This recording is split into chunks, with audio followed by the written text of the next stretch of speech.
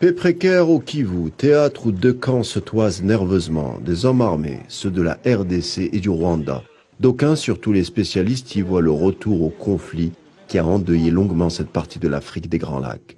Paul Kagame, le président rwandais, jette son dévolu sur cette ancienne province de l'Est de la République démocratique du Congo, le but étant de créer une zone autonome régionale sous son contrôle.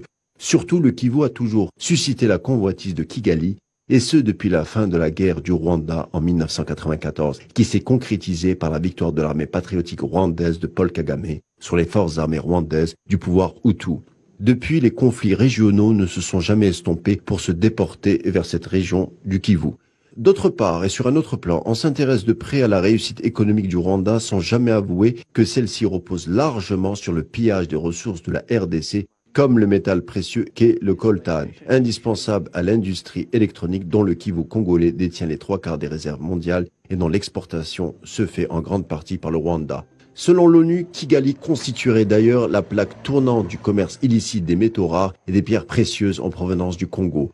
Rwanda, pays champion du pillage, mais aussi exportateur de minerais qu'il ne produit pas. En 2019, dû à un trafic, le pays a vendu pour la bagatelle de 60 millions de dollars via des sociétés écrans portant le label Rwanda.